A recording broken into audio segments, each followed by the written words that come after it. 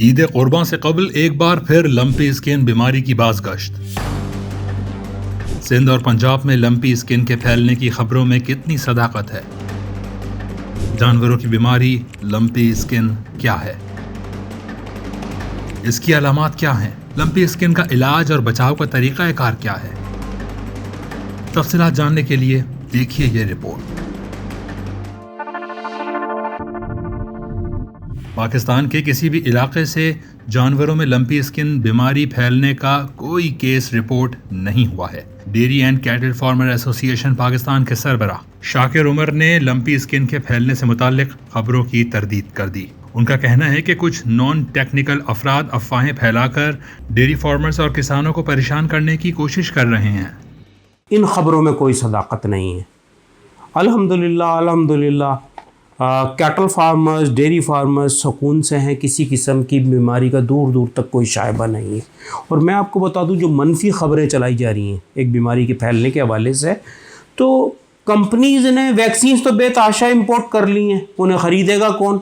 یقینی طور پہ ریومرز پھیلا کے چند جو ویٹس ہیں یا کچھ نان ٹیکنیکل لوگ ہیں، ولاگرز ہیں، وہ ویڈیوز کر رہے ہیں جی فلاں بیماری آ گئی، تو یقینی طور پہ یہ منفی رپورٹنگ ہے، کسانوں کو بھی پریشان کرنے کے لیے، اداروں کو بھی پریشان کرنے کے لیے، اور کمپنیز کو ناجائز سپورٹ کرنے کے لیے۔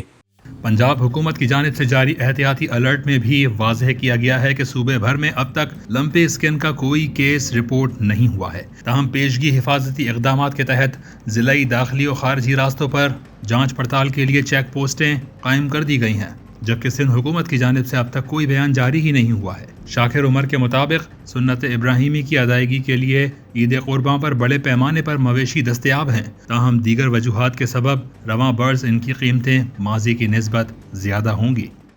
جو مویشیوں کی قیمتیں ہیں وہ یقیناً زیادہ رہیں گی۔ اس کی وجوہات میں آپ کو بتا دوں کہ اس کی وجوہات میں سب سے بڑی وجوہ جو ہے وہ ہے مادہ جانور کی سلاٹرنگ، ان کے ڈے اولڈ بچوں کی سلاٹرنگ۔ اب سوال یہ پیدا ہوتا ہے کہ بے تحاشا جب سلاٹرنگ کی جا رہی ہے، مادہ جانور بھی سلاٹر ہو رہے ہیں، ان کے بچے بھی سلاٹر ہو رہے ہیں، تو مال مویشی آئے گا کہاں سے؟ تو یقینی طور پہ یہ بات سمجھنے کی ہے کہ ہمیں سلاٹرنگ کو روکنا ہوگا، چھوٹے بچوں کو، ان مادہ جانوروں کو پالنے کے لیے بہترین مضبوط پلاننگ کرنی ہوگی۔ تو کچھ مال مویشی جو ہے وہ کچھ مہنگا ملے گا تمام لوگوں کو، شہریوں کو، تو اس کے لیے ذہنی طور پہ تیار رہیں، کیونکہ یقینی طور پہ فوڈ سیکیورٹی کا مسئلہ پاکستان کے سر پہ منہ پھاڑ کے کھڑا ہے۔ مال مویشی کی ایکسپورٹ اور اسمگلنگ، مادہ جانوروں کی اور بچوں کی سلاٹرنگ اس کی وجوہات ہیں۔ لمپی اسکن ایک وائرل بیماری ہے جو مویشیوں خصوصاً گائے کو متاثر کرتی ہے۔ اس بیماری کا شکار جانوروں کے جسم پر سخت گول اور ابھرے ہوئے گھٹے یا گلیاں نمودار ہو جاتی ہیں اور جسم پر زخم بننا شروع ہو جاتا ہے۔ جانور کمزور ہو جاتا ہے اور اس میں دودھ کی پیداوار کم ہو جاتی ہے۔ ویٹنری ماہرین کے مطابق لمپی اسکن آلودہ پانی اور خوراک کے استعمال سے پھیلتی ہے۔ مچھر، مکھی، جوئیں اور چیچڑ بھی اس بیماری کا سبب بنتے ہیں، تاہم لمپی اسکن ایک قابل علاج بیماری ہے۔ مویشیوں کو اس سے محفوظ رکھنے کے لیے بروقت ویکسین لگوائیں، فارم اور جانوروں کے باڑوں کی صفائی کو یقینی بنائیں، اور اگر کسی جانور میں لمپی اسکن کے علامات نظر آئیں تو فوری طور پر قریبی ویٹنری ڈاکٹر سے رجوع کریں۔